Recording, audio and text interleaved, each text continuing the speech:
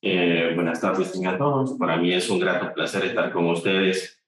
Mi nombre, como ya lo mencionaron, es Joan Sirian. Soy profesional en laboratorio clínico y me desempeño en el Hospital de El Salvador. Eh, esta tarde tengo el grato placer de compartir con ustedes un poquito de lo que he aprendido en estos años en esta hermosa área que es hematología, y vamos a desarrollar el tema que se llama interpretación de los parámetros del hemograma fundamentalizado. Antes de proseguir, quisiera aclarar algunas cosas.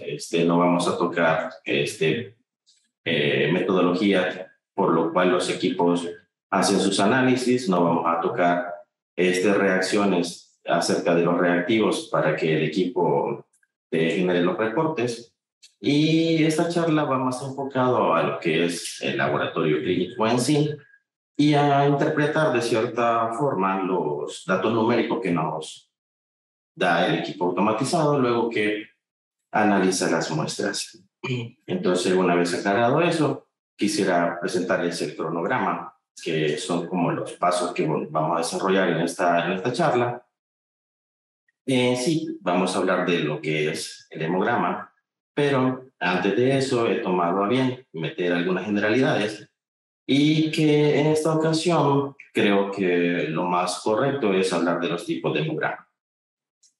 Con el fin para que cada uno nos podamos ubicar a qué nivel de complejidad estamos trabajando nuestra área de hematología. Luego de ver las generalidades, vamos a ver tres parámetros, lo que es el hemograma. En esto está el eritrograma, el plaquetograma y el leucograma. Hablando del eritrograma, vamos a ver cuáles son sus componentes. Vamos a ver cuáles son los índices eritrocitarios que fueron propuestos por Maxwell Winthrop allá por 1930. Luego vamos a ver lo que concierne a las plaquetas. Esta vez vamos a ver solo dos parámetros que se llama el recuento plaquetario y el volumen plaquetario medio. Y para unir a las dos líneas, tanto los eritroides como las plaquetas, vamos a ver un gráfico de frecuencia en la cual ambas líneas convergen. Entonces vamos a ver cómo podemos interpretar ese gráfico de frecuencia. Y ya por último vamos a ir hablando de los leucocitos, o sea, el leucograma. Vamos a ver cuáles son sus componentes. Hay un parámetro que no todos los equipos lo incluyen, pero para los que lo tengan, es bueno saber lo que es la fracción IG, que corresponde a los granulocitos inmaduros. Y luego, ya por último, para cerrar la charla, vamos a ver cómo todo el leucograma está ubicado en los dispersogramas. ¿Ok? Bueno, una vez dicho eso, podemos comenzar con las generalidades. En generalidad, podemos decir que si hablamos de los tipos de hemograma, está como bien sabido por todo que esto ha cambiado a través del tiempo. Han surgido y se han desarrollado nuevas tecnologías, se ha incorporado al trabajo de investigación del laboratorio clínico y el área de hematología no ha sido la excepción. Tanto así que hemos pasado de hacer recuentos celulares con pipetas Thomas y ahora se nos ha reducido el trabajo porque solo es cuestión de poner una muestra en un rack, ponerla en la bandeja de un equipo, el equipo la lee, la aspira y en cuestión de segundos tenemos un reporte. Esto lo que ha hecho es de que en los últimos años los indicadores de exactitud y precisión, especialmente del hemograma y en el área de hematología, hayan subido de nivel. Y esto es debido a que ahora tenemos como la era del control de calidad, las buenas prácticas de laboratorio, y esto, contar con equipos automatizados para hacer hemogramas, nos acerca aún más a la realidad del paciente. Por lo tanto, nuestros reportes son de mayor calidad. ¿Ok? Debido a esto, a que aún todavía existen como hemogramas o aún existen laboratorios que hacen hemogramas anuales, hay otros que ocupan equipos de 3 partes y otros que ocupan equipos que llevan 5 partes. El Colegio Americano de Patología y la Asociación Médica Americana reconocen que hay 6 tipos de hemograma.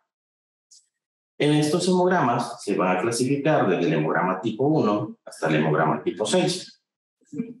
Como vamos a ir viendo, entre más avanzamos los tipos de hemograma, se van haciendo más complejos. Y la complejidad viene dada por la cantidad de parámetros de que constituyen el reporte. Tenemos un hemograma tipo 1, que sería el nivel más básico o el nivel mínimo necesario para trabajar una hematología con calidad, que nos dice de que está constituida por lo que es la hemoglobina, el hematocrito, el recuento de eritrocitos, los índices eritrocitarios, que son el volumen corpuscular medio, la hemoglobina corpuscular media y la concentración de hemoglobina corpuscular media. Y luego el recuento global y diferencial de los leucocitos. Pero si nosotros nos fijamos en el último parámetro, que sería el numeral número 8, en el hemograma tipo 1, cuenta con la identificación morfológica de los eritrocitos por métodos manuales. Esto quiere decir que el hemograma, desde el hemograma tipo 1, cuenta con la revisión del frotis de sangre periférico junto con el reporte numérico de lo que corresponde, lo que es el hemograma en sí, ¿ok? Si nosotros vemos el hemograma tipo 2, es casi una copia del hemograma tipo 1, lo único que en este lo que se ha incrementado es el recuento plaquetario. Y como vemos, el último paso, también la morfología hemática por métodos manuales, o sea, el frotis de sangre periférica se mantiene. Si seguimos avanzando en los niveles de complejidad, vemos de que el hemograma tipo 3 es la incorporación de los métodos automatizados ya al recuento, ya que aquí las plaquetas son contadas por un contador automatizado. Y el tipo 5, además de que las plaquetas son automatizadas, se le agrega otro parámetro que es el ancho de distribución eritrocitaria, que sería el RBW, o en algunos equipos aparecerá como ATE. Luego tenemos los últimos dos, que serían ya el tope de gama para lo que es el hemograma. Y en el hemograma tipo 5 se le agregan también los datos plaquetarios, que sería el volumen plaquetario medio, el ancho de distribución plaquetaria, el plaquetocrito, y en el tope, que sería ya el hemograma tipo 6, aparte de que se hacen los índices plaquetarios, también se hacen en él el recuento de reticulocitos por métodos automatizados. A este punto podríamos sacar algunas conclusiones, que uno sería de que nosotros podemos ubicar a qué nivel de complejidad estamos trabajando en nuestros laboratorios. Y dos, también podemos concluir a qué nivel de hemograma podemos nosotros escalar. También podemos concluir que aquellos laboratorios que hacen reporte de hemogramas y no incluyen las plaquetas, podríamos pensar que son laboratorios que están trabajando a un nivel básico, que sería el hemograma tipo 1, pero como yo estoy seguro que no hacen frotis de sangre periférica para reportarme la morfología eritroide, quiere decir que estos laboratorios están trabajando a un nivel inferior del requerimiento mínimo necesario para trabajar con calidad los hemogramas. ¿Ok? Entonces aquí sería el primer punto de reflexión en esta charla, de que a pesar de que los hemogramas sean más complejos y contemos con los equipos automatizados más avanzados, el frotis de sangre periférica no se puede dejar de hacer. Y ustedes me podrían decir de que por qué digo eso. Y esto lo podríamos explicar sencillamente. El eritrocito cuenta con proteínas de membrana, en las cuales están la proteína, la banda 3, la anquilina, la proteína 4.2, la proteína 4.1, y entre otras están las proteínas que son las espectrinas, espectrinas alfa y espectrinas beta. Estas proteínas pertenecen a un grupo de enfermedades a las cuales se le llaman enfermedades eritrocitarias, que se conocen como membranopatías, y en estas membranopatías son enfermedades hereditarias que la mayoría son autosómicas dominantes. Por lo tanto, estas sí o sí se van a expresar en quien hereda el gen. La cosa aquí es que podemos, o para que lo entendamos mejor, podríamos poner un cuadro hipotético en la cual tenemos a Juan, que Juan es el ciudadano normal, que es un tipo trabajador, una excelente persona, que tiene un carisma, o sea, buena onda, por decirlo así. Pero Juan, como la mayoría de todos, no se hace chequeos de rutina en el laboratorio, mucho menos se ha hecho en su vida un perfil de sangre periférica para ver la morfología de sus eritrocitos. Entonces, pero como Juan solo se hace exámenes cuando se lo requieren en el trabajo, cuando va a aplicar a una plaza o cuando realmente se siente enfermo. Y como el laboratorio donde va Juan no tiene la costumbre de hacer revisión de flotis de sangre periférica para ver la morfología de los eritrocitos, entonces Juan no sabe que él es portador de un gen que le confiere una normalidad en los eritrocitos que se llama eritocitosis hereditaria. El detalle no es que Juan sea portador de eritocitosis hereditaria, sino que la cosa se complica cuando en el trabajo de Juan se encuentra María, y María también es igual que Juan. María es una chica buena onda que vive siempre de glamour y tampoco se hace exámenes de rutina. Y mucho menos sabe que ella también es portadora de un gen para eritocitosis hereditaria. Ok, aquí la cosa cuando se complica. Digamos de que Juan se enamora de María y que entre ellos dos dicen, va, entonces casémonos. Al cabo del tiempo, ambos deciden tener o ser padres. Y la cosa es de que el hijo de Juan y María no sabemos qué alteración de inestabilidad en la membrana del eritrocito va a desarrollar. Puede ser que el hijo desarrolle una pequeña alteración de inestabilidad y sean cuadros leves en la cual el bebé tenga cuadros hemolíticos, pero la médula ósea todavía logre compensar esta hemólisis, o el hijo de Juan tenga cuadros hemolíticos muy severos que puedan complicar la salud del bebé. Entonces, por esta razón, es que se insiste que el flotis de sangre periférica para ver la morfología de los eritrocitos no se puede dejar de hacer. ¿Ok? Una vez aclarado este punto, podemos seguir.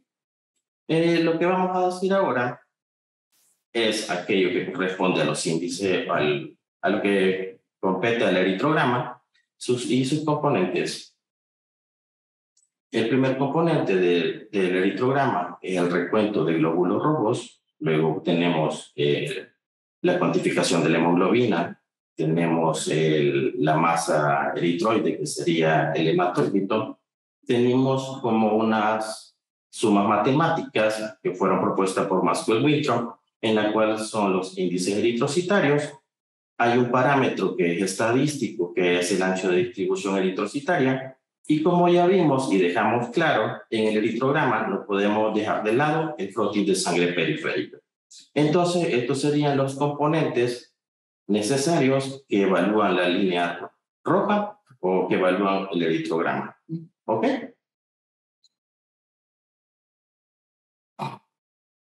Como toda área, el eritrograma también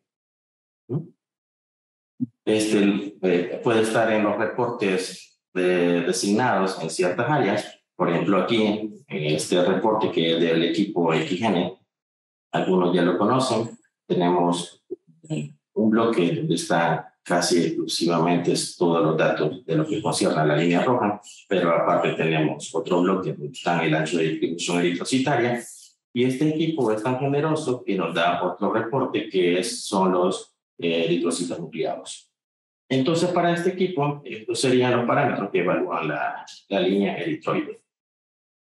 Como toda línea y como toda complejidad en cualquier reporte, la línea eritroide de por sí tiene valores en los cuales se necesita una notificación inmediata, porque estos valores se tienen que manejar como valores críticos.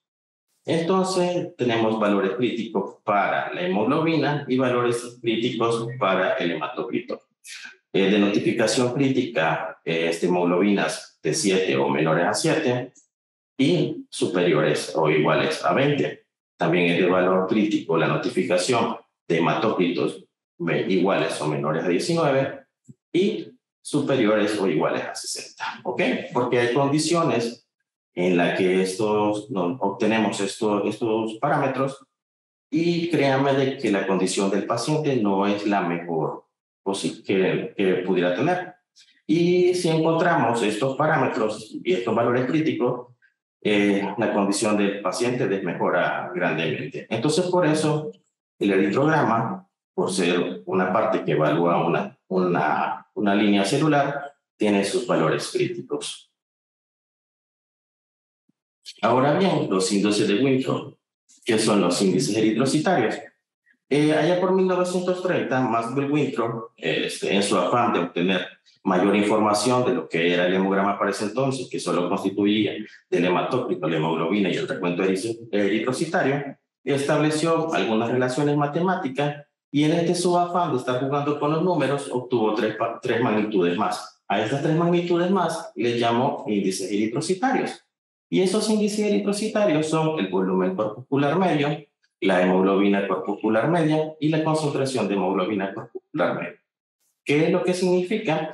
Pues el volumen sencillamente es el tamaño del eritrocito que los equipos automatizados lo leen directamente, o sea que van contando uno a uno los eritrocitos hasta obtener un total de 140,000 lecturas. Esto es porque cada equipo, o la mayoría de equipos, leen las células de dos veces. Quizás para darle como más certeza a que lo que leyó la primera vez, en la segunda vez lo rectifica. Y la hemoglobina corpuscular media es la cantidad de hemoglobina que contiene un eritrocito. ¿Ok? En cambio, la concentración de hemoglobina corpuscular media es la concentración de hemoglobina que se encuentra en 100 mililitros de muestra en eritrocitos empacados.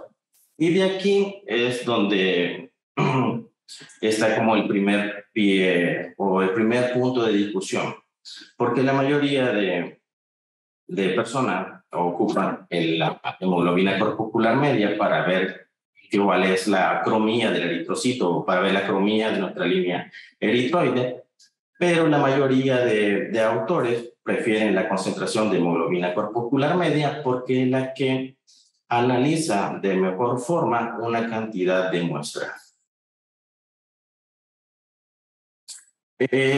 Los índices de eritroides nos sirven, los datos de Winthrop nos sirven o nos pueden servir para clasificar nuestra línea roja en 3 grupos muy sencillamente, en los cuales solo vamos a utilizar el volumen corpuscular media y la concentración de hemoglobina corpuscular, y así podemos nosotros clasificar nuestra línea roja como, si tenemos una anemia, en anemia normocítica normocrómica, en una anemia macrocítica normocrómica o en una anemia microhipo.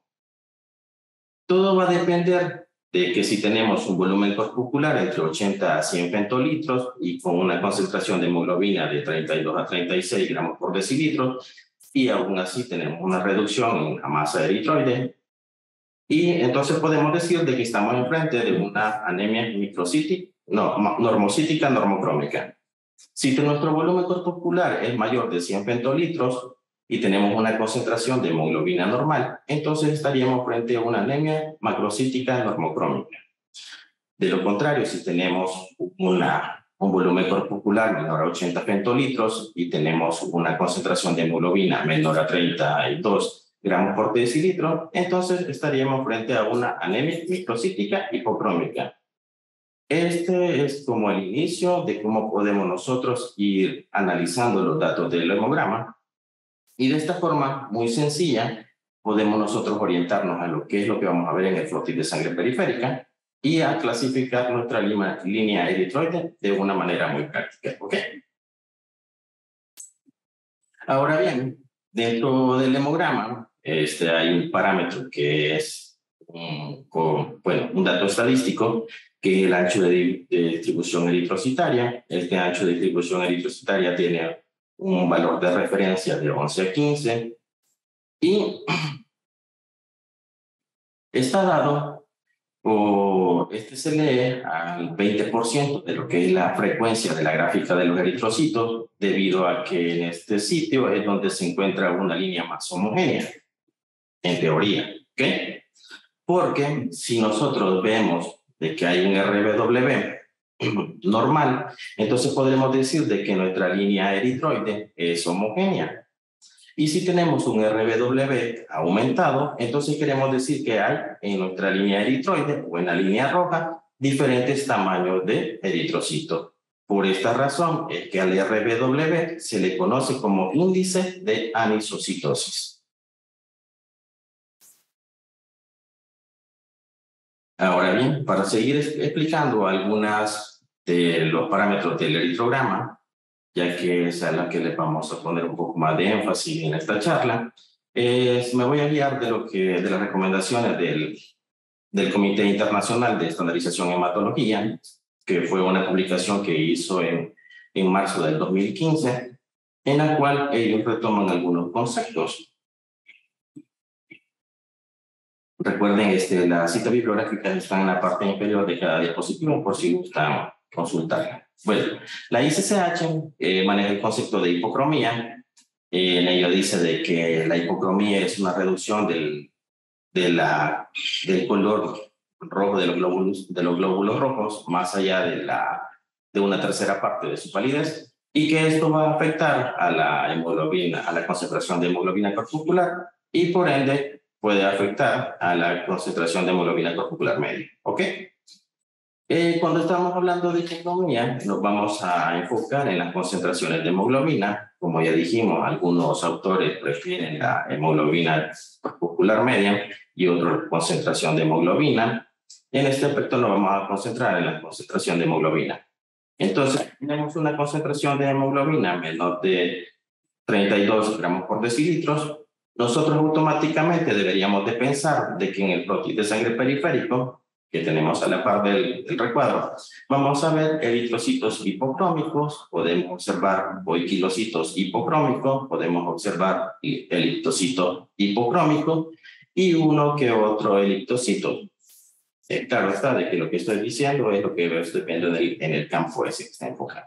¿Ok?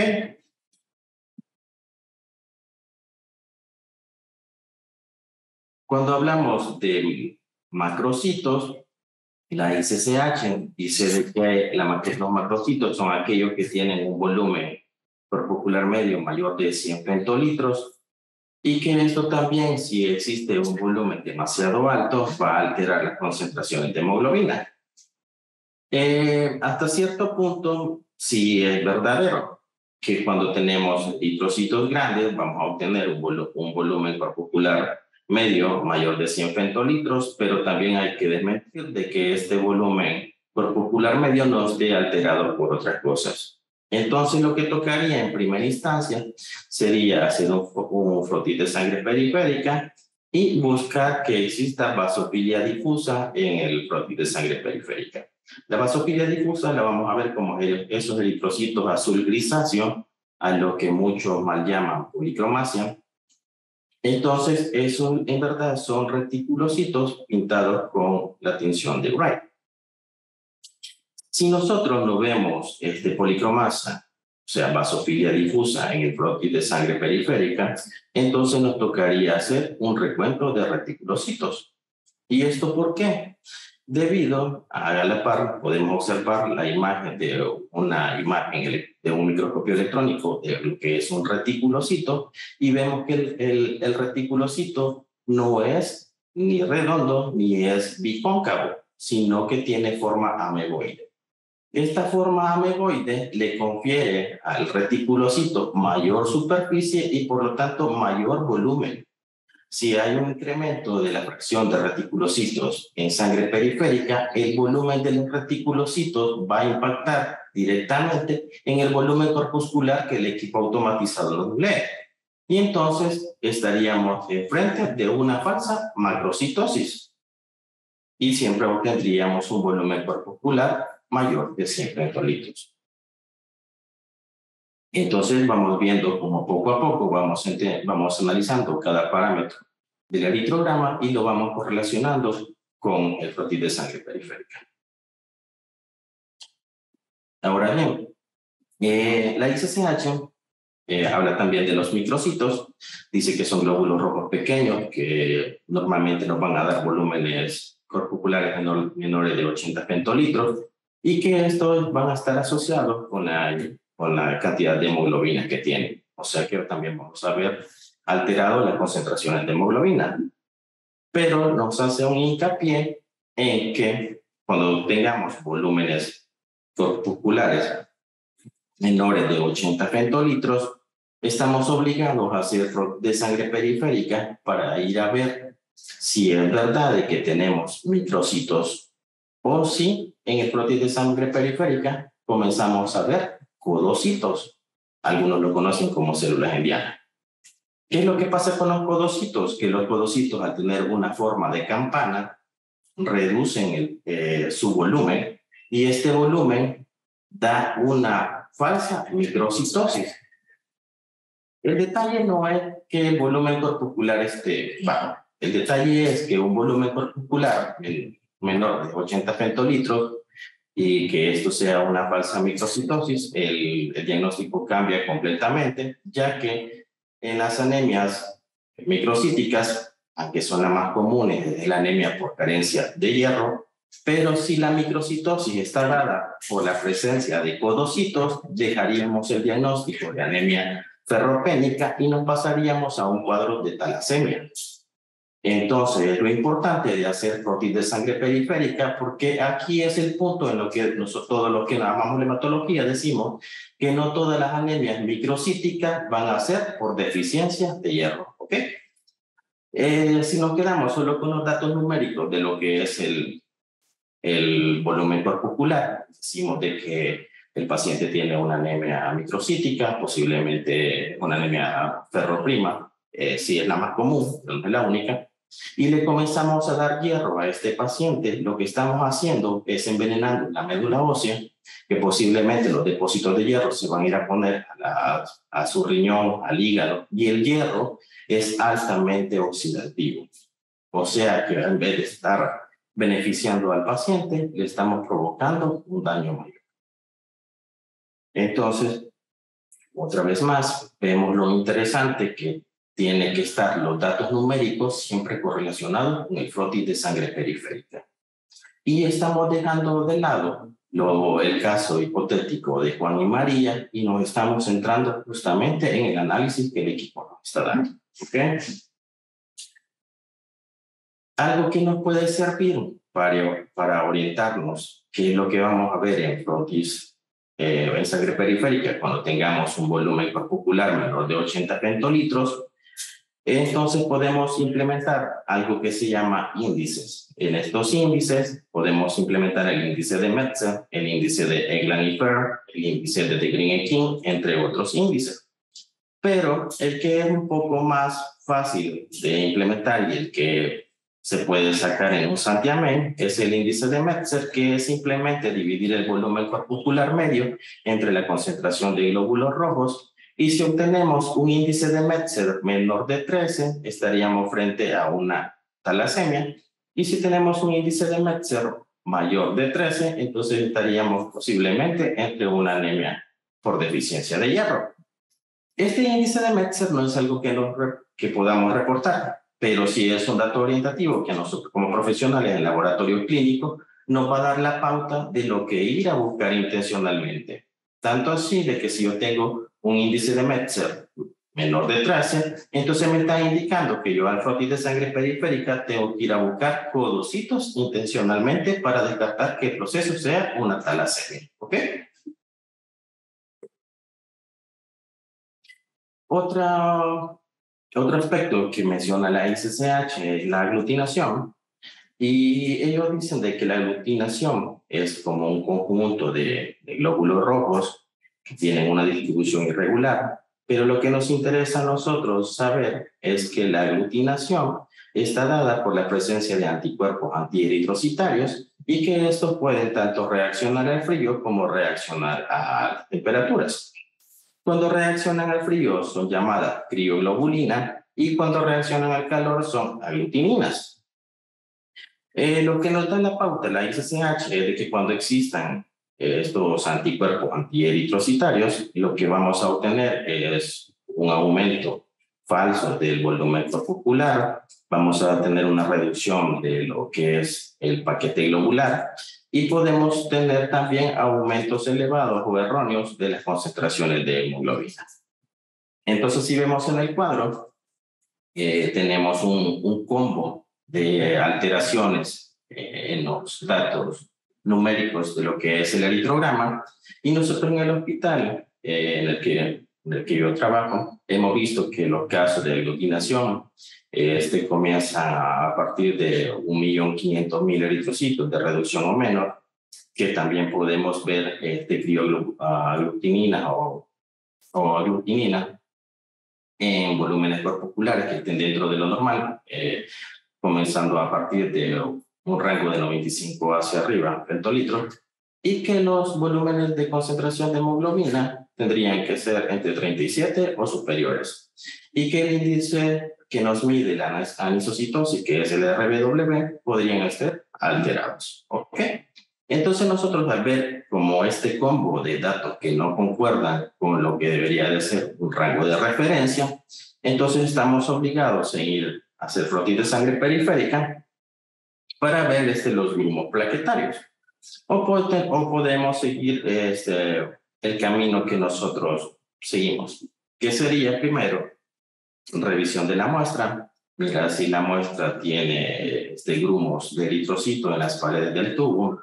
La otra sería si no presenta estos grumos, entonces podríamos inclinar el tubo de Opta en forma horizontal y moverlo suavemente para ver si todo el paquete globular se mueve como un coágulo. Y si a pesar de esto no vemos eso y vemos que todo es fluido, podemos ingresar un palillo para ver si al retirarlo también porta coágulos en la pared del palillo. Y por último, si todo esto nos da que la muestra esté bien, hacemos frotis de sangre periférica, en donde sí o sí vamos a encontrar grumos eritrocitarios.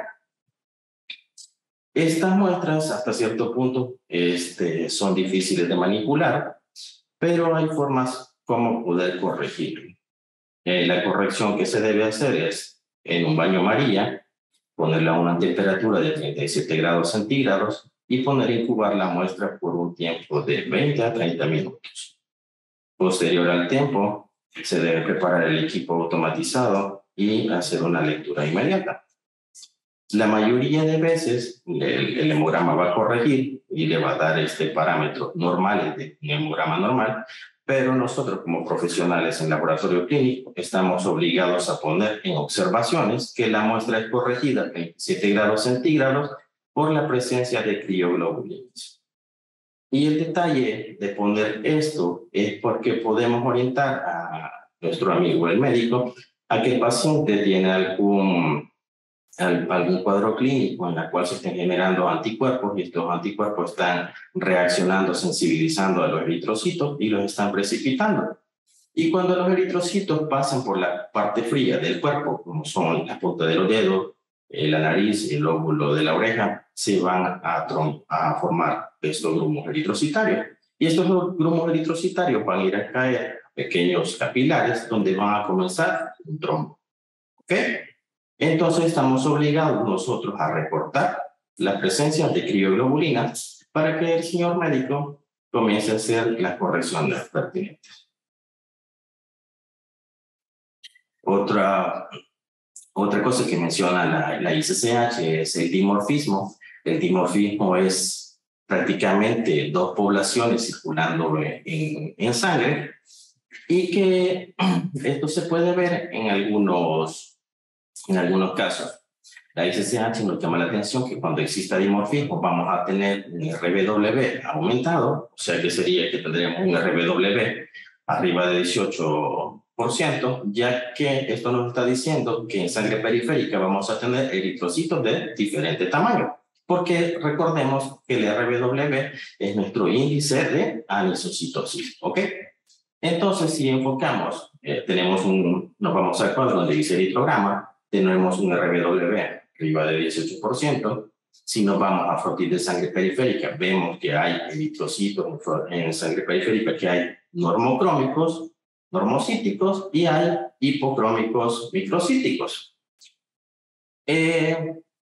Aquí hay un punto muy importante en que a veces a los médicos e incluso a nosotros como profesionales del laboratorio clínico se nos va, es que el eritrocito tiene 120 días de vida en circulación. Y esto, el dimorfismo, se puede ver en algunos casos. No olvidemos cuánto tiempo de vida tiene el eritrocito. Pero el dimorfismo lo podemos ver en los casos en aquellos pacientes en los cuales han sido transfundidos, por eso indicar un frotis de sangre periférica después de una transfusión no va, porque prácticamente le estaríamos reportando lo que contiene la bolsa, que serían, por ejemplo, eferocitos, no serían del paciente, sino que vendrían de la bolsa de implicados.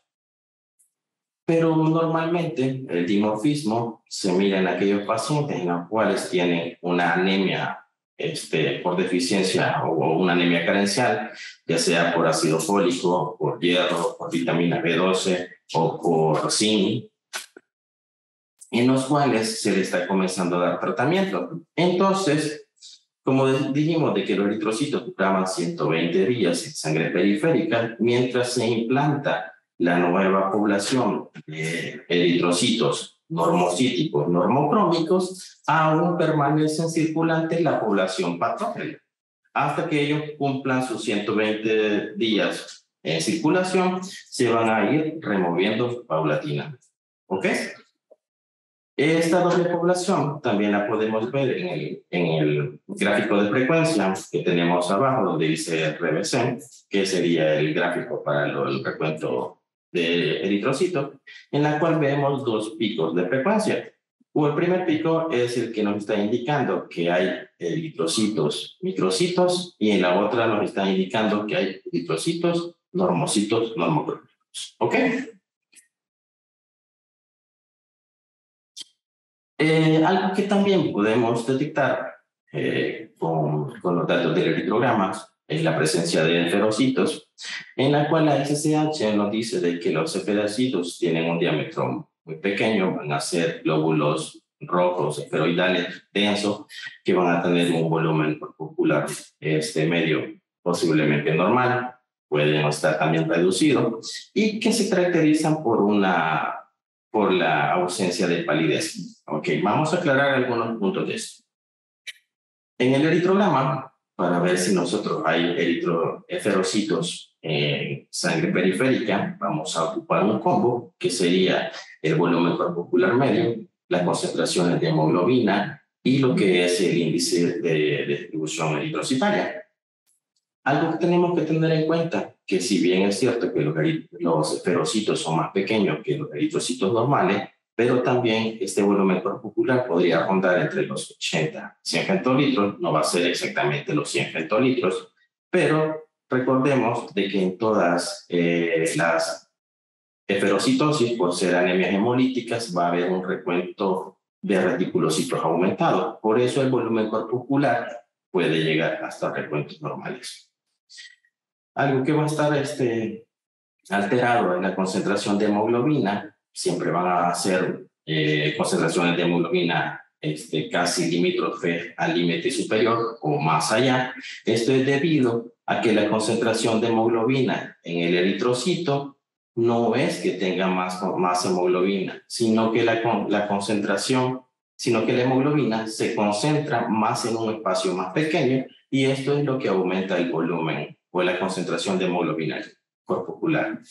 Y el RBW, cuando exista presencia de eferocitos, siempre vamos a tener un RBW de 14 o superior.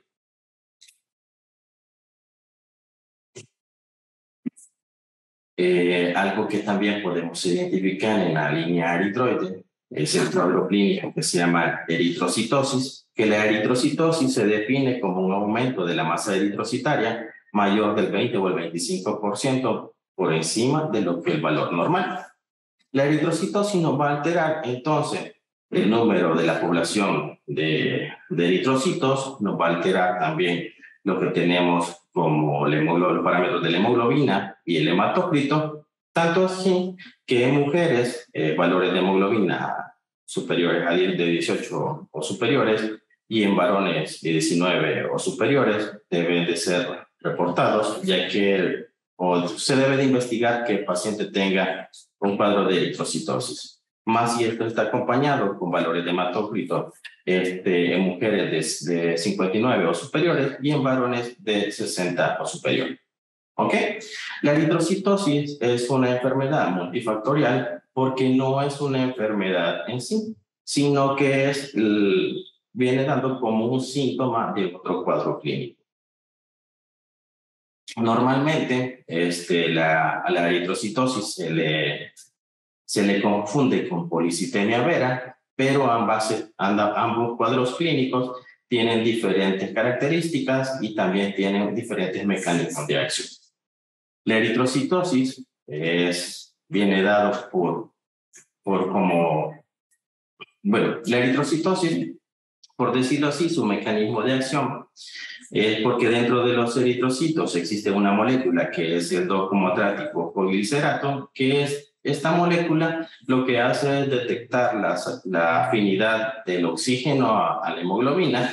Una vez se aumenta el difosfoglicerato, quiere decir de que hay una baja afinidad porque el cuerpo demanda más oxígeno, y este aumento de 2,3 difosfoglicerato es detectado por el complejo que se llama HIF, que es el factor de inducción de hipoxia alfa 2, que se encuentra en las células peritubulares del riñón, y estas hacen de que una vez detecten que falta oxígeno, mandan una señal para que estas células comiencen a secretar eritropoyetina. Esta eritropoyetina viaja por la circulación hasta la médula ósea y va hacia el receptor JAK2. Este JAK2 en el proeritroblasto hace de que este proeritroblasto comience fase de mitosis para aumentar la producción de eritrocitos. Eso es en la eritrocitosis, pero en la policitemia vera sí es verdad que hay un aumento de la masa eritroide, pero también hay un aumento de plaquetas y leucocitos. He aquí las características que se distinguen de la eritroide.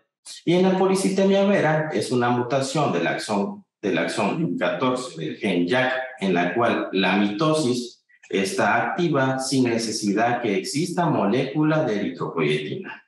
Entonces vemos que ambas patologías tienen diferencias en cuanto a cómo se presentan clínicamente, y que ambos cuadros clínicos también tienen diferencia en su forma de acción. Por lo tanto, no se tendría que confundir eritrocitosis de policitemia. En los casos de eritrocitosis, estas muestras son como muy complicadas de manejar, y lo que hemos compartido con algunos otros colegas, por ejemplo de México, es que hemos llegado a estar probando en que podemos obtener plasma de la misma muestra y agarrar un poco de lo que es la masa eritroide y hacer una dilución con el plasma, y de esta forma se puede hacer un frotis de sangre periférica solo con la finalidad de ver algunas morfologías, si se logra apreciar, o ver otras cosas que nos interesarían a nosotros ver en el frotis de sangre periférica, ya que estos frotis van a quedar como que si no existiera una cola, porque el potencial Z entre los eritrocitos prácticamente se pierde por la cantidad de glóbulos rojos circulando. Bueno, ahora vamos a ver cómo podemos interpretar un reporte de un hemograma automatizado, y vamos a poner como en práctica lo que hemos visto hasta ahora. ¿Okay? Como todo profesional en laboratorio clínico, cuando tenemos un equipo y el equipo nos dice, mira, venía a revisarme porque algo está mal, y nos arroja un mensaje que si la muestra es positiva, entonces lo primero que vamos a hacer como profesionales no es ir a ver los números, sino que ir a ver las pláticas. Y esto no es que yo me lo esté inventando, sino que O sea, yo lo he visto, vamos a ver las alarmas. Y lo primero que nos va a llamar la atención es que hay una alarma que nos dice que existe una doble población, o sea, hay dimorfismo eritroide. Entonces venimos nosotros con lo que acabamos de ver y vamos a ver si es cierto. Entonces nos fijamos en el gráfico de los glóbulos rojos y vemos que sí, en verdad, hay dos poblaciones. Hay una población que me dice el equipo que es una población microcítica y hay una población que me dice que es una población normocítica. ¿Ok? Entonces podríamos pensar de que el paciente está en una fase de anemia compensada en la cual ya está entrando en tratamiento, pero la cosa es que si nos vamos al otro lado a ver los datos del eritrograma, comenzamos a ver que tenemos un RBW que está desfasado y esto no cabe ya en el cuadro de doble población. Si seguimos viendo, comenzamos a ver de que hay una disminución de la masa eritroide y que los datos, los índices eritroides están completamente desfasados, son de otro mundo. No puede existir un eritrocito que tenga esa cantidad de hemoglobina. Entonces, como acabamos de ver en las diapositivas pasadas, y estamos analizando lo que es el combo ya de los datos numéricos. Entonces, como yo he aprendido algo de esta ponencia, digo, no, entonces tengo que hacer un frotis de sangre periférica porque esto me suena o me huele a de que hay grumos eritroides por la presencia de anticuerpos antieritrocitarios. Entonces venimos, hacemos un frotis de sangre periférica y en conclusión, sí tenemos grumos eritrocitarios. Entonces tocaría ver si la muestra corrige. Si la muestra corrige, volvemos a pasar el hemograma y acordémonos que en observaciones vamos a poner la presencia de crioglobulinas. Algo que no es un dato cuantificable, pero sí nos sirve para evaluar la línea roja y comprender más lo que es el eritrograma, es el recuento de reticulocitos. Y lastimosamente, hasta cierto punto hacemos malas cosas porque nosotros nos enfocamos como profesionales en el laboratorio clínico, sacamos datos porcentuales, que los datos porcentuales solo es un dato que no me dice a mí el estado de salud del paciente. El dato porcentual simplemente es un dato que yo lo necesito para optar o para meterlo en una ecuación matemática y así obtener otro parámetro. Pero digamos, comencemos. Los reticulocitos porcentuales, su rango de referencia es de 0.5 al 2%. Esto es debido porque se dice de que el 2% de la sangre total circulando en el cuerpo en un paciente normal, el 2% le pertenece a los reticulocitos. Entonces, por eso el rango de referencia es de 0.5 hasta el... Este porcentaje que obtengo yo nos va a servir para obtener datos absolutos de reticulocito, que sí ya sería un dato que sí nos va a decir cómo está nuestro paciente. Ok, entonces, para obtener datos absolutos de reticulocitos, necesitamos el porcentaje de los reticulocitos. Esto lo vamos a multiplicar por la cantidad de glóbulos rojos en millones y lo vamos a dividir entre 100, que el 100 es una constante. Y vamos a tener un resultado entre 50.000 a 100.000, que es el rango de referencia para los reticulocitos absolutos. Para que me comprendan mejor de por qué digo de que los datos porcentuales no son algo de que me va a decir a mí el estado de salud del paciente, podemos hacer unos ejercicios. Tenemos una tabla en la cual vemos reflejados los parámetros que me van a servir a mí para sacar los reticulocitos absolutos y tenemos 4 pacientes. Si nosotros le ponemos énfasis a los reticulocitos porcentuales, vamos a ver de que hay reticulocitos de 6, hay reticulocitos que están en el rango normal, hay reticulocitos que casi están en el límite superior, pero vamos a trabajar con los reticulocitos que están de 6. Un reticulocito porcentual de 6 nos haría pensar de que existe que un padecimiento hemolítico, que la médula ósea está estresada y está produciendo más reticulocitos, en fin. Pero esto es solo un dato relativo, es un dato porcentual. Los datos porcentuales, como hago el hincapié, no nos van a reflejar el estado de salud del paciente.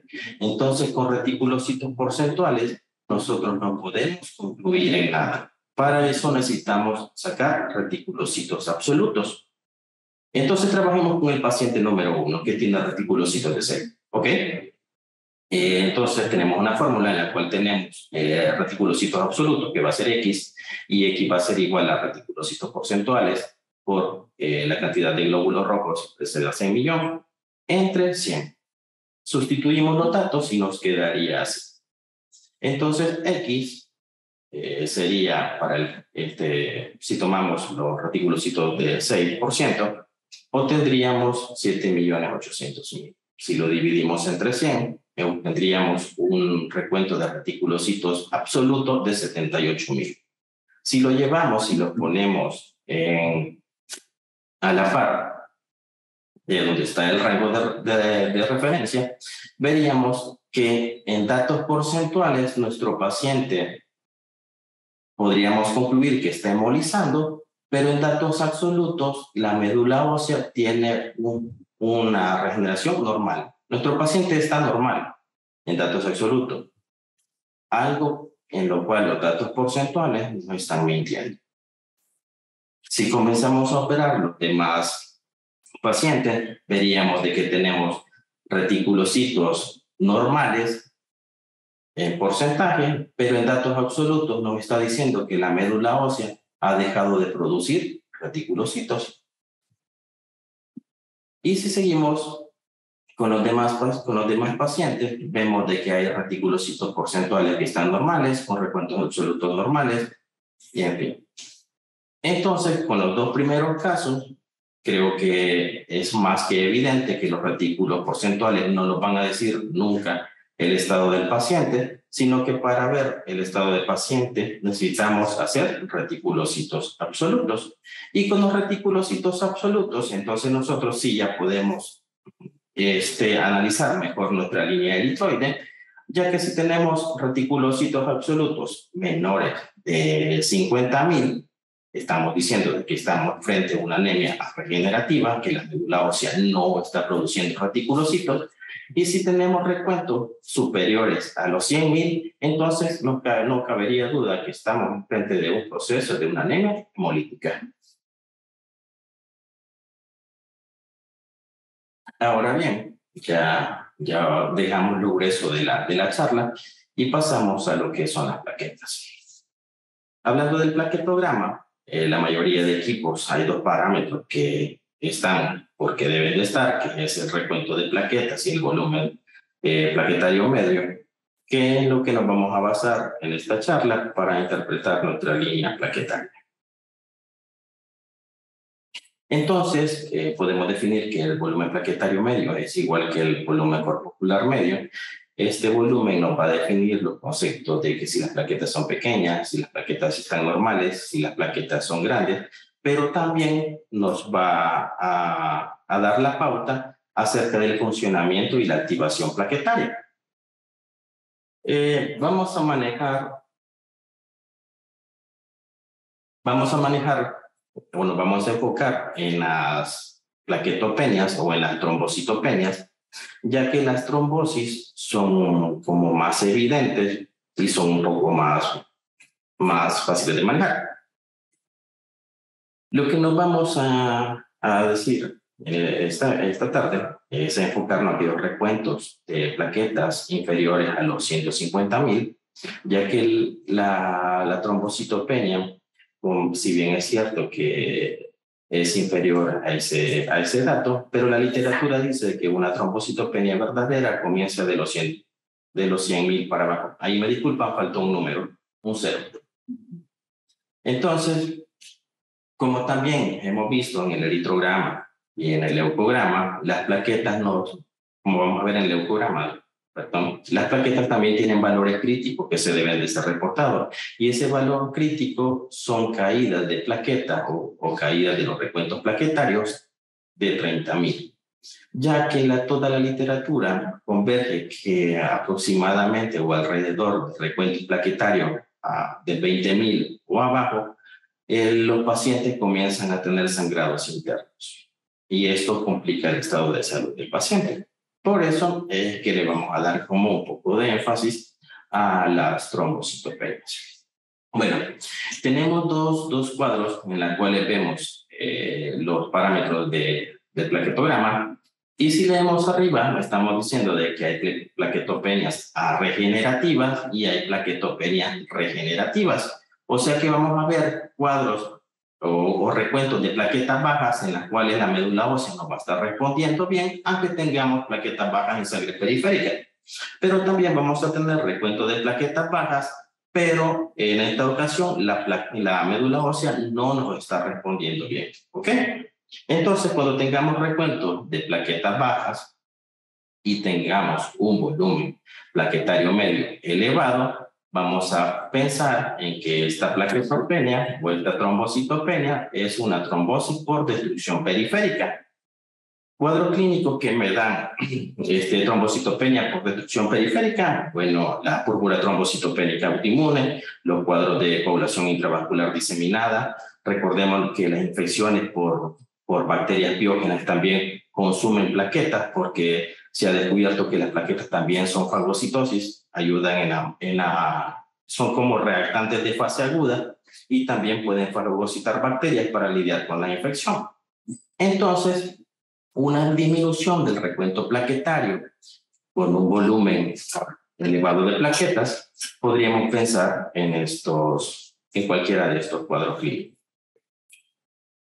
Por el contrario, si tenemos recuentos de plaquetas bajas, pero también tenemos un volumen plaquetario medio bajo, entonces no pensaríamos en una destrucción periférica, sino que estaríamos pensando en una trombocitopenia por defectos de la producción.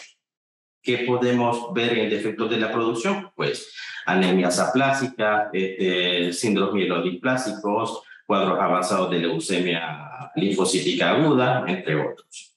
Entonces, vemos como en estos dos parámetros que conforman el plaquetograma, podemos sacar diferentes conclusiones. Si nosotros vemos el campo que está enfocado ahí, donde hay muchas plaquetas y en medio hay una plaqueta gigante, vemos de que ese campo está lleno de macroplaquetas y esta podría ser de que las macroplaquetas son pasan como antes de madurar una plaqueta, y esto lo que nos da la pauta es que la médula ósea esté respondiendo bien. ¿Ok? Por eso decimos que el volumen corpuscular plaquetario medio también nos da la indicación de la activación y la función plaquetaria. Quiero agradecer al especialista en hematología diagnóstica, porque él fue el que me regaló la imagen, la microfotografía de la plaqueta. Muchas gracias, maestro Pagua. Bueno, sigamos. Ahora bien, vamos a ver el histograma, el gráfico de frecuencia, en el cual vamos a unir el canal de las plaquetas y el canal de los glóbulos rojos. Y todos los equipos cuentan con un canal donde se va a graficar la frecuencia del recuento plaquetario y con un canal donde se va a graficar el recuento de los eritrocitos. El detalle es que nosotros la mayoría de veces vemos estos canales como separados cuando en realidad son uno solo. Y si lo comenzamos a ver como un solo, en la cual va desde los 0 femtolitros hasta los 250 femtolitros, entonces podemos comenzar a colocar algunas alteraciones morfológicas en todo el gráfico de frecuencia. Tanto así que al principio tendríamos las microplaquetas, que es plaquetas que tienen un volumen corpuscular, un volumen plaquetario medio muy bajo. Tendríamos la zona donde están las plaquetas normales. Tendríamos una zona donde hay macroplaquetas. tendremos una zona donde existen las plaquetas gigantes. En esta misma zona se podrían encontrar fragmentos de eritrocitos o glóbulos plaquetarios. Tenemos una zona donde están los microcitos. Tenemos otra zona para los normocitos normocrómicos. Tenemos una zona que es la cúspide que le corresponde a los reticulocitos. Ya habíamos platicando que los reticulocitos tienen mayor volumen que los eritrocitos normales. Luego avanzando tendríamos una zona donde se colocan los macrocitos y luego tendríamos una zona donde están los agregados eritrocitarios y en esta misma zona estarían los linfocitos pequeños, ya que el equipo los podría interpretar como que son eritrocitos nucleados. Entonces, si vemos el gráfico de frecuencia ya no como dos gráficos por separado, sino que por uno solo, entonces se nos hace un poco más fácil colocar todas estas morfologías en el gráfico. Y esto nos podría orientar qué es lo que nosotros podríamos ir a buscar en frotis de sangre periférica. Bueno, ya casi para terminar, vamos a ver lo que corresponde al leucograma. El leucograma va a estar dado por el recuento de leucocitos y por los datos absolutos, por los datos porcentuales, y en algunos equipos que somos generosos nos va a dar el dato de IG. La fracción IG corresponde a lo que como jerga llamamos en el laboratorio de dirección a la izquierda. O sea que son granulocitos inmaduros. ¿Ok? Bueno, del leucograma, lo que a mí me llama la atención va a ser los datos absolutos. Hemos venido hablando de que en los reticulocitos los datos porcentuales simplemente nos ayudan a sacar datos absolutos que no nos van a dar una respuesta o no nos van a poner a encuadrar en el estado de salud del paciente. Entonces, con los datos porcentuales de la línea leucocitaria, con el leucograma, pasa exactamente lo mismo.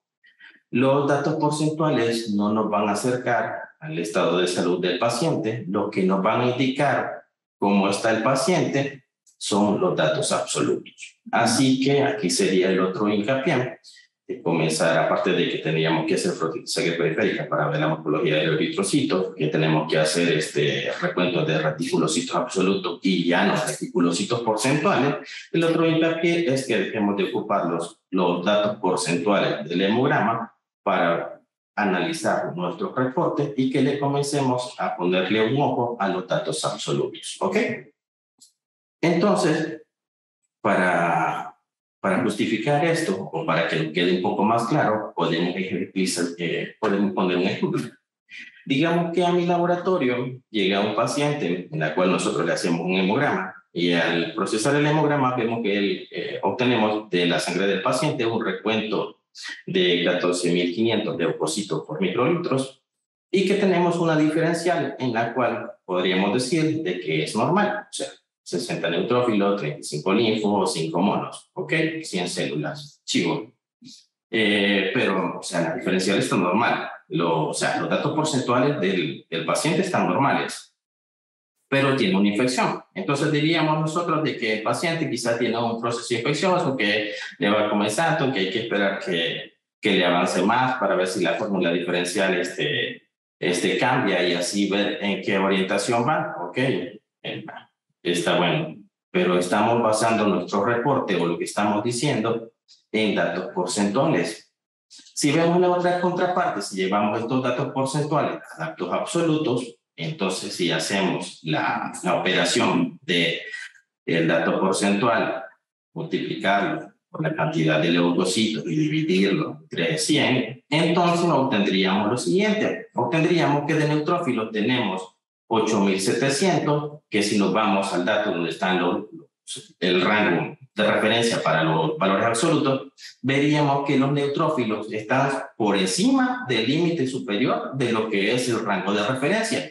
Y en datos absolutos, entonces, está evidente el proceso infeccioso, pero en datos porcentuales se mantiene como un paciente normal. Entonces, vamos viendo cómo es que los datos porcentuales no nos van a decir el estado de salud del paciente, sino que necesitamos sacar datos absolutos para comenzar a evaluarlos. Sin datos absolutos, o si nos quedamos con los datos porcentuales, jamás vamos a ver el estado de salud del paciente, jamás vamos a poder interpretar bien un hemograma, así que este es el otro hincapié, comenzar a ver datos absolutos, ¿ok? Lo que me llamaría la atención de este paciente no sería los datos absolutos de los neutrófilos, sino que quedémonos con el valor absoluto de lo que son los linfocitos, ¿ok? Si vemos que el paciente, si tiene un recuento de 14.500, que podríamos decirlo que es una leucocitosis leve, pero en datos absolutos tiene una linfofilia que supera el rango de referencia. ¿Y por qué le digo que le ponemos ojo? Porque la Asociación Americana de Clínica Oncológica dice de que el estadio 0 para una leucemia linfocítica es tener mayor o igual a 5.000 linfocitos por microlitro, o sea, tener 5.000 linfocitos absolutos. Estamos entendiendo lo que estamos viendo, de que tenemos un recuento, una leucocitosis leve, tenemos datos porcentuales normales de un paciente, posiblemente con una infección leve, se podría pensar, pero en valores absolutos, la Asociación de Patología Oncológica ya lo está clasificando como una posible leucemia linfocítica. Ven lo importante que es comenzar a analizar los datos absolutos y no solo darle cabida a los datos porcentuales. Otra cosa es de que la Asociación Americana para el Cáncer dice de que los pacientes que tienen estados leucemia mielocítica crónica son pacientes que no presentan síntomas o son pacientes que tienen síntomas muy leves. Entonces llegaría a nosotros un paciente con leucemia linfocítica, mielocítica crónica, que podría llegar caminando a hablarnos normal y estar chistear con nosotros. ¿Okay? Ven lo importante que es manejar o interpretar un hemograma de la forma correcta. Entonces, cabe mencionar de que esta sería pues el otro hincapié, que tendríamos que comenzar nosotros a evaluar datos absolutos para hacer un mejor reporte, para aumentar la calidad de nuestros reportes y hacer las cosas como Dios manda. ¿Ok? Entonces, como ya habíamos visto en la línea eritroide y en la línea plaquetaria, de que hay valores críticos en los cuales se tiene que sí o sí reportar de inmediato, entonces el leucograma no es la excepción. En el leucograma tenemos valores críticos tanto bajos como valores críticos elevados.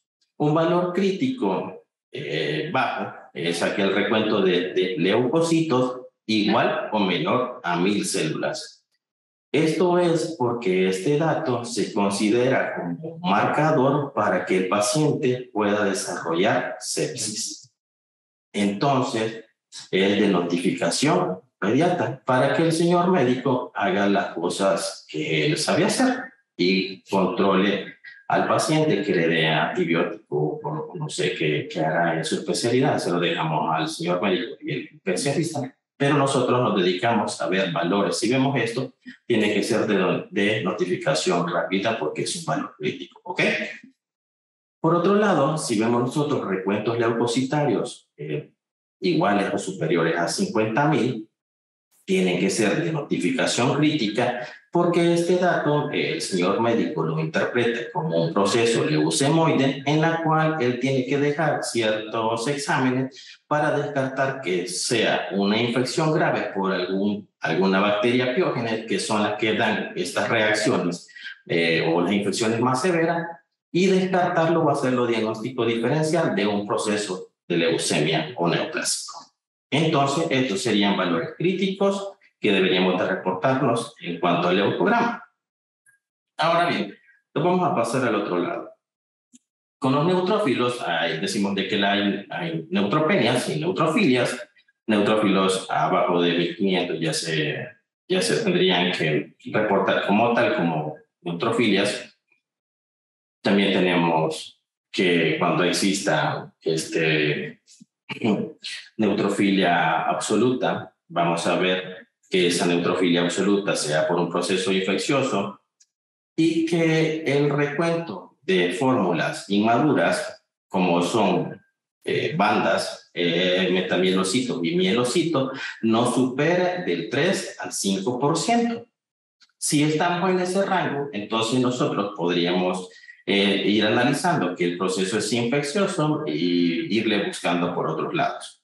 Pero si hay un porcentaje elevado de recuento de estas células, entonces ya estaría encaminado el reporte al inicio de una leucemia mielocítica. Así que es un dato que tenemos que tener en cuenta en el momento de estar analizando los datos absolutos. ¿Ok?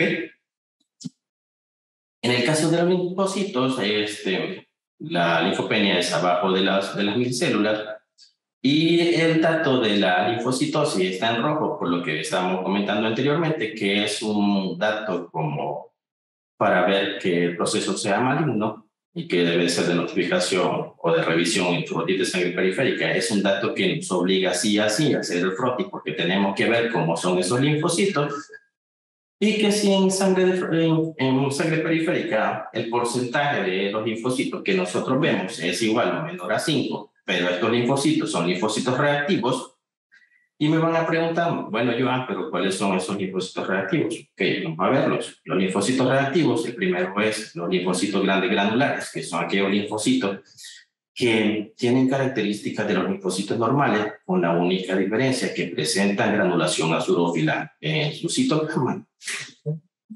Los otros linfocitos reactivos son los linfocitos plasmocitoides, que en verdad deberían de informarse como células plasmáticas pequeñas productoras de inmunoglobulina M, pero si las reportamos así, nuestro amigo, el médico, podría pensar de que nosotros le estamos hablando de un mieloma múltiple, que por lo tanto nos vamos a quedar con el reporte de leucemias plasmocitoides.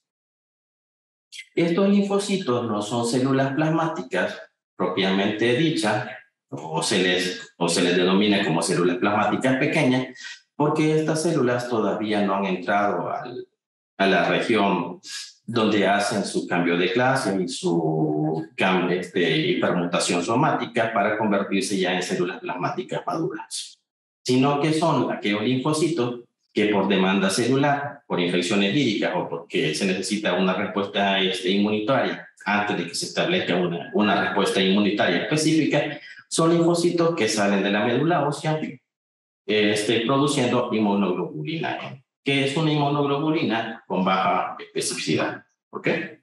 Y por último tendríamos el otro tipo de linfocitos reactivos, en la cual son los linfocitos T maduros, que muchas veces los podemos confundir con los monocitos. Lo único que los linfocitos T maduros se van a caracterizar o se van a diferenciar de los monocitos porque los linfocitos T maduros tienen una cosa que se llama basofilia periférica, que es aquella que el citoplasma en contacto con los eritrocitos se vuelve basófilo. Lo podemos ver ahí. Luego tenemos los monocitos. Recuento de monocitos absolutos nos obliga a hacer frotis de sangre periférica para ir a buscar monocitos vacuolados o monocitos que presenten BLEPs. Los BLEPs son los pseudópodos. Eso quiere decir de que hay motilidad celular. Esto nos orienta a que el proceso es infeccioso, o sea, de carácter reactivo y no de una displasia o alguna cosa así. Los eosinófilos tenemos como 3 niveles para cómo clasificarlos. Tenemos eosinofilias leves, moderadas y graves. En cualquiera uno de los casos estamos obligados a hacer frotis de sangre periférica para ver que los eosinófilos no sean displásicos y no sean en carácter de algún proceso de malignidad. Y en el caso de los basófilos, también estamos obligados a ver frotis de sangre periférica para ir a ver si son basófilos, ya que el aumento de basófilos en una leucocitosis con un porcentaje superior de bandas metas y mielocitos mayores del 5 y con una cantidad considerable de basófilos hace de que el cuadro de leucemia mielocítica sea de peor pronóstico. O sea, digámoslo en otras palabras, el cuadro se vuelve mucho más agresivo. ¿Ok?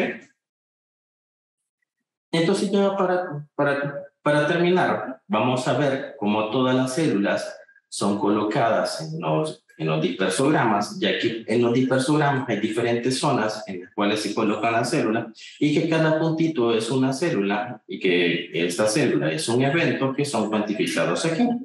Entonces decimos de que existe una zona para los linfocitos, existe una zona para los linfocitos anómalos y existe una zona para los linfocitos reactivos o las células plasmáticas.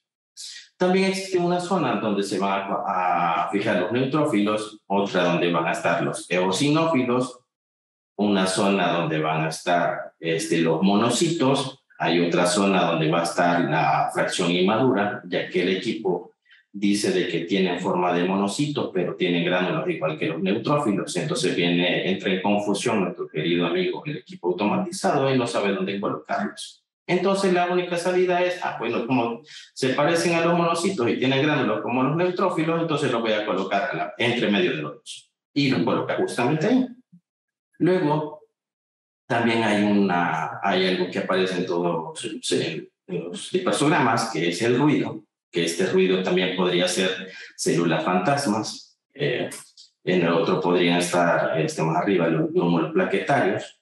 También en otro canal podrían hay una zona para el recuento de todos los leucocitos, hay otra zona donde aparecen los eritrocitos nucleados y hay otra zona específica para los basófilos.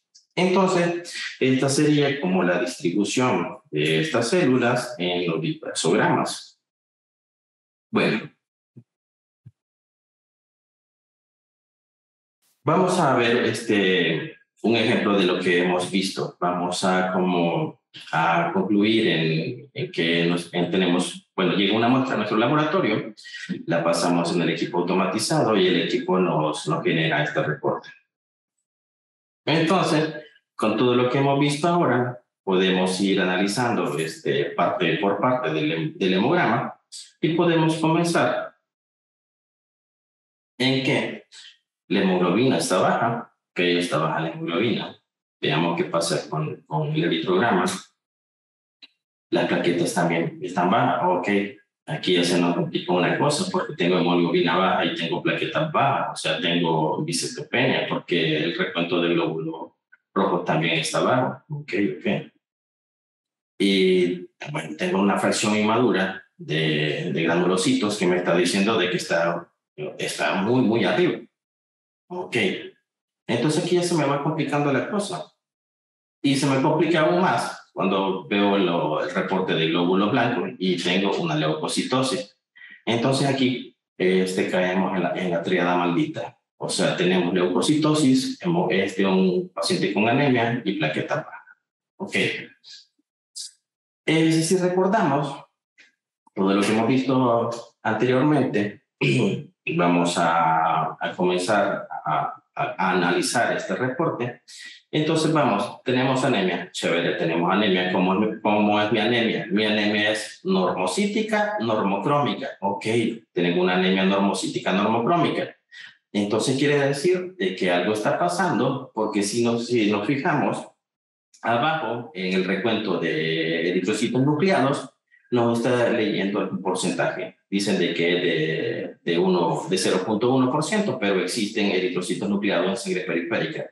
La presencia de eritrocitos nucleados nos quiere decir de que algo está pasando en la médula ósea porque ellos vienen, los eritroblastos vienen de la hematopoiesis extramedular. O sea, que se han activado aquellos órganos que una vez fueron hematopoyéticos porque algo está pasando en la médula. Ok, si nos vamos a evaluar la línea plaquetaria, decimos que hay una plaquetopenia o una trombocitopenia y tenemos un volumen plaquetario normal. ¿Qué dijimos de que eran este tipo de trombocitopenia? Si nos recordamos, este tipo de trombocitopenia recae en las trombocitopenias regenerativas, que serían las trombocitopenias por defecto de producción. Entonces, las plaquetas también nos está diciendo de que algo está pasando en la médula ósea.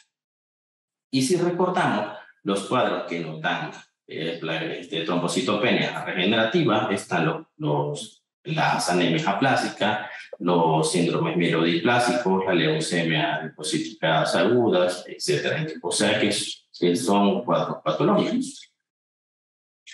Si nos vamos a los datos absolutos, comenzamos a ver que el recuento de monocitos está completamente fuera de borde y junto con toda la batería de los demás parámetros que están alterados, nos obliga a nosotros a hacer frotis de sangre periférica para ver qué es lo que está pasando.